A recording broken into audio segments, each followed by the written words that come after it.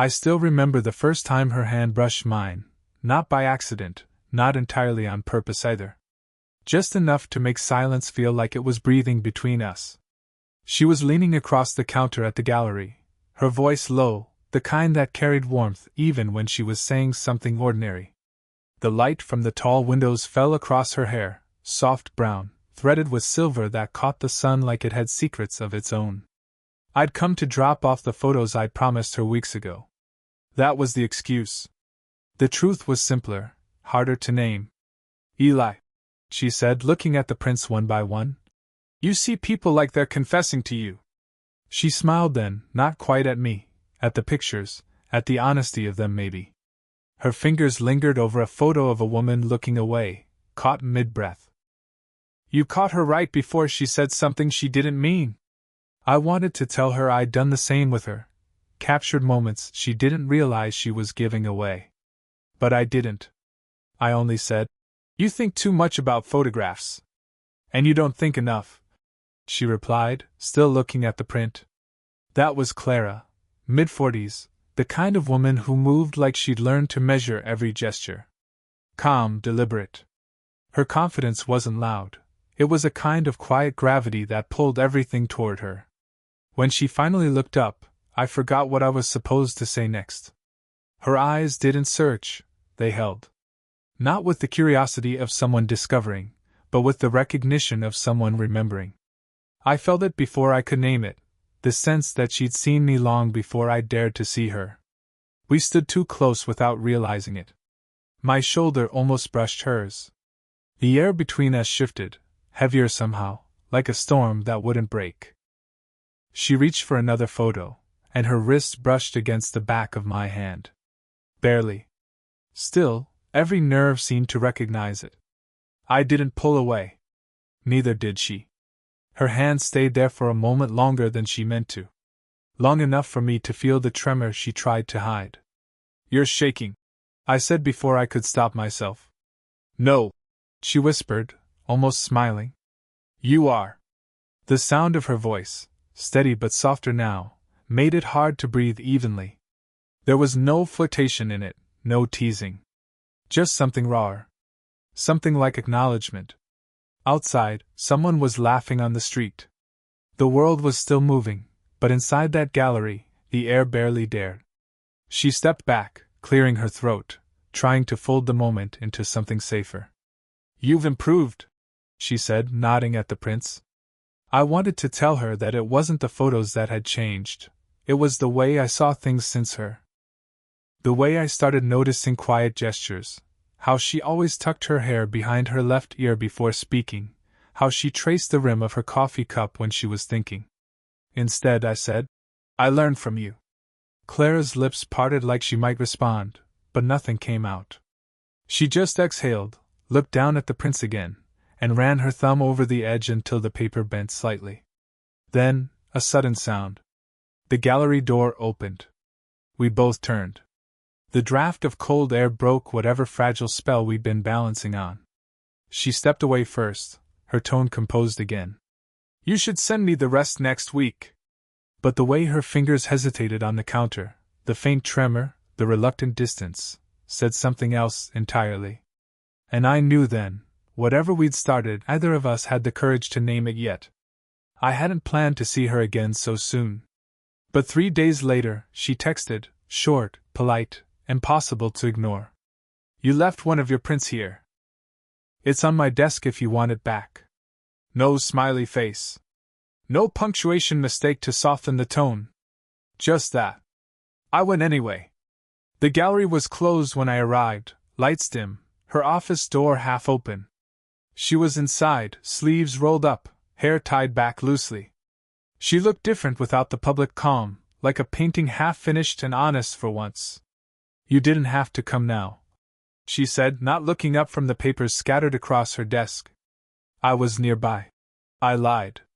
She gave a quiet laugh, more breath than sound. You live across the river, Eli. Her knowing that startled me. It meant she remembered more than she should have. I leaned against the doorway, trying to look casual, but my pulse was a mess. I thought you'd want the print gone. She finally looked at me, Long, steady. If I wanted it gone, it would be. The air between us thickened again. She gestured for me to come closer, pointing to the photo.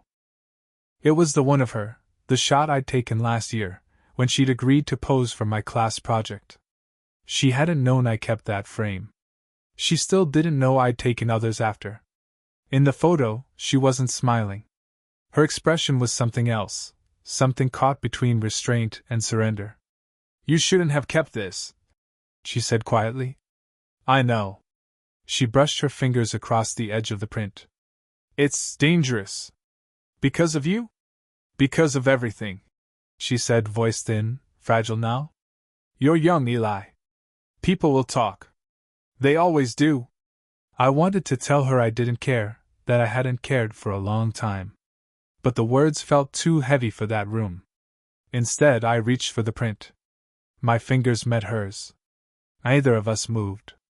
Her touch was cool at first, then warm, slow, deliberate. She didn't pull away, not immediately.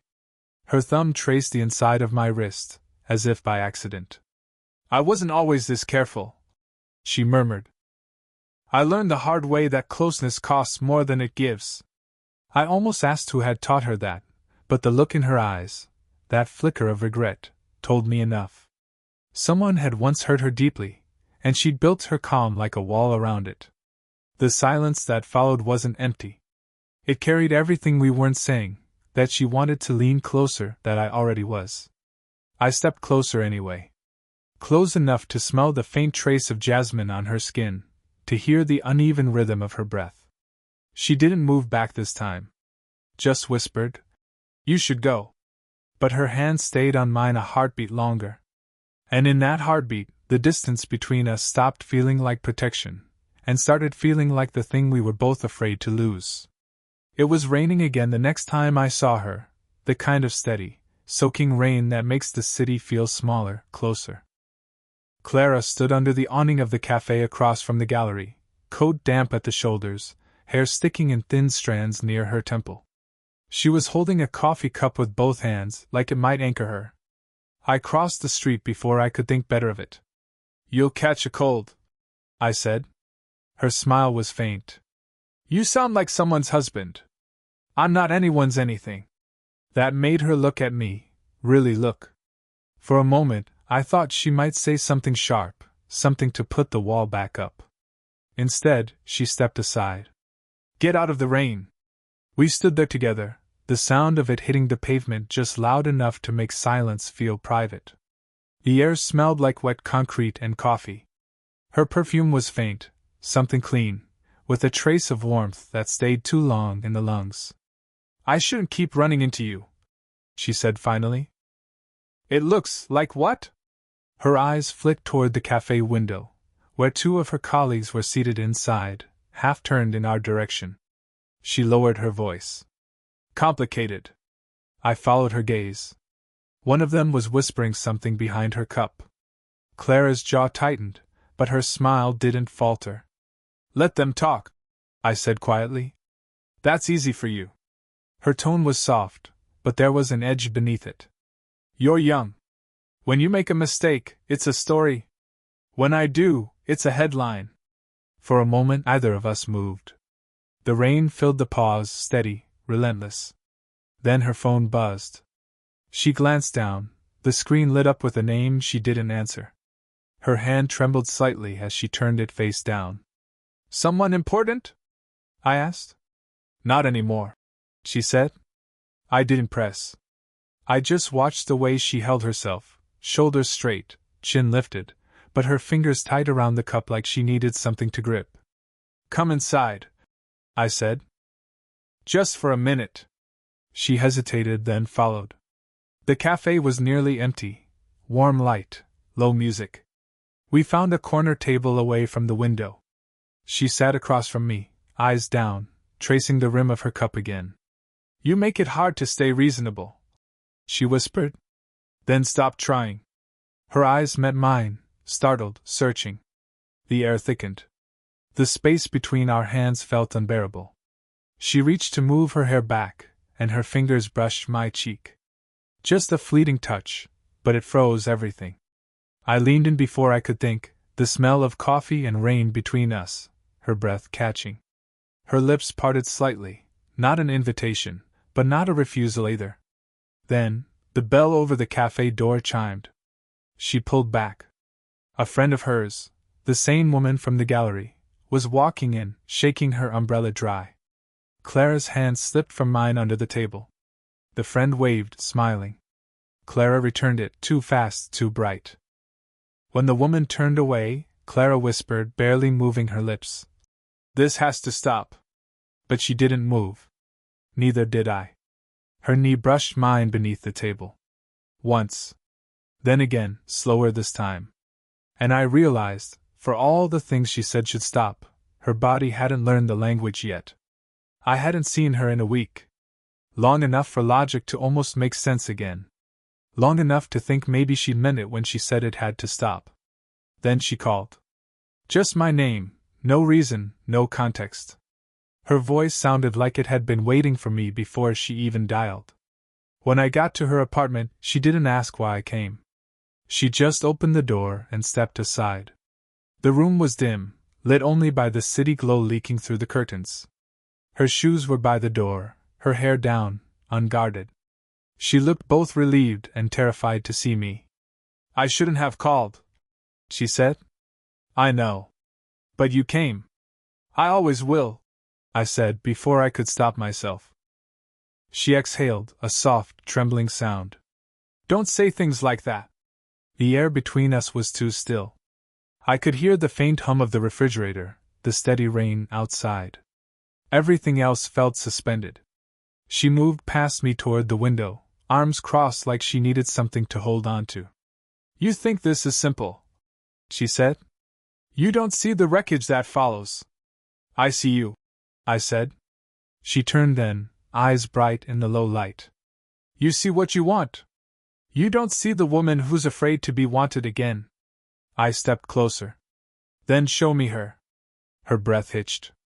The distance shrank until I could smell the faint sweetness of her shampoo, see the pulse in her throat. "Eli," she warned, but it wasn't steady. Her voice broke somewhere between restraint and wanting. I lifted my hand, hesitating before touching her. When I did, it was only to brush a strand of hair from her cheek. My fingers lingered longer than they should have. She didn't move away. "You shouldn't," she whispered. "I know." Her eyes flicked to my mouth, once quickly, then away. She took half a step back, but the wall met her before distance could. She was trembling again, the same as before, but this time she didn't hide it. "This isn't who I am," she said.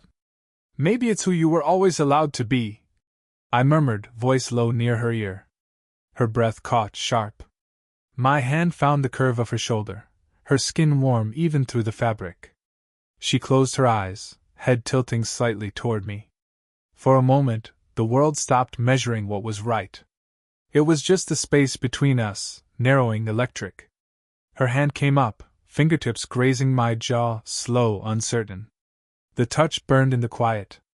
"I shouldn't want this," she whispered. "Then tell me to go." She didn't. Instead, she leaned forward just enough for her forehead to touch mine, a fragile, shaking confession. Her breath brushed my lips. I could taste the edge of coffee, of hesitation, of something breaking open. Then, a sudden knock. Sharp, jarring. She froze. "Clara? You home?" A man's voice called through the door. Her eyes widened, not with fear, but recognition. She stepped back, whispering, "You have to hide." I didn't move. And in that suspended second, before everything unraveled, her hand found mine again, a desperate, trembling grip that said everything she couldn't. The man at the door was her ex-husband. I didn't need her to say it. I saw it in the way her body went still, in the small panic behind her composure. "Clara?"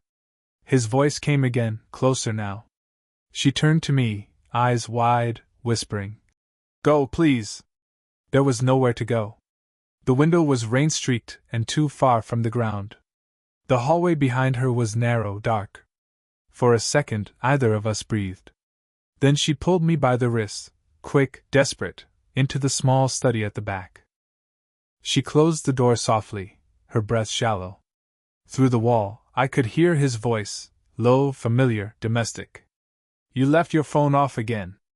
"I tried calling." "I've been busy," she said, her tone controlled now, but too calm to be real.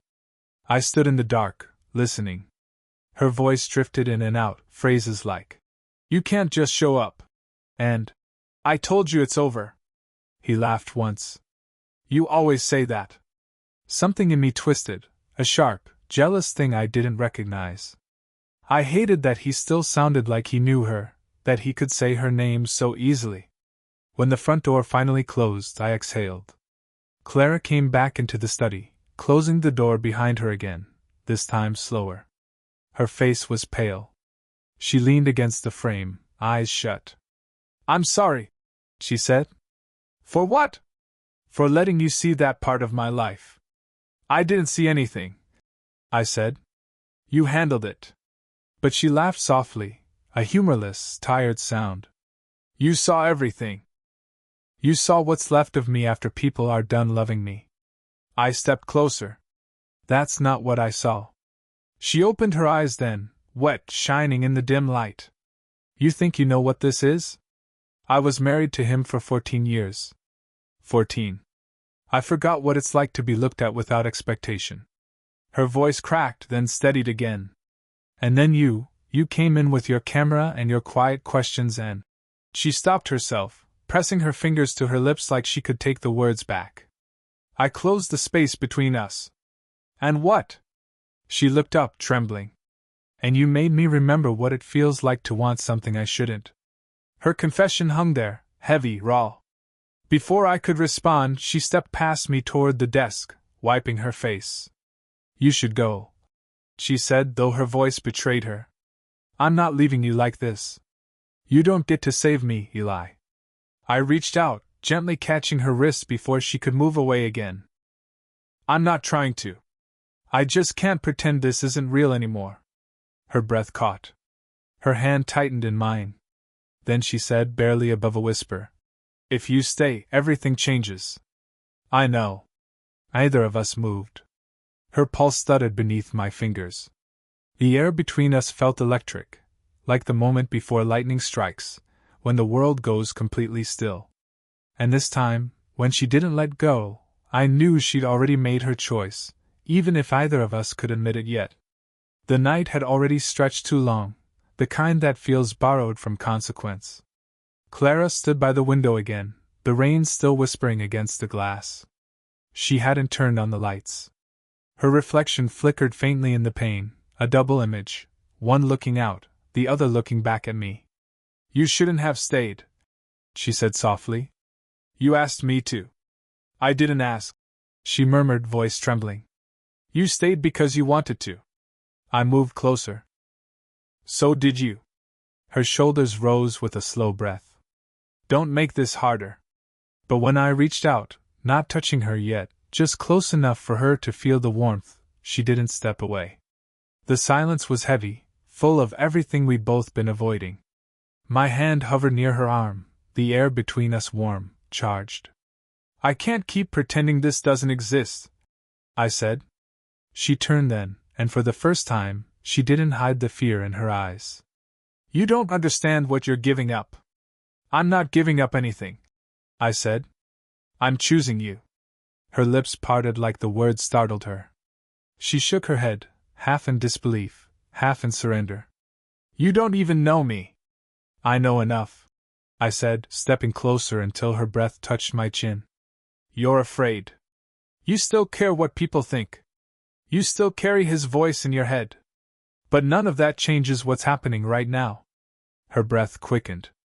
She looked down, her fingers twisting together. "If we cross this line, it's already crossed," I whispered. I lifted my hand to her face, brushing a strand of hair away. Her skin was warm beneath my fingertips, her pulse fast at her throat.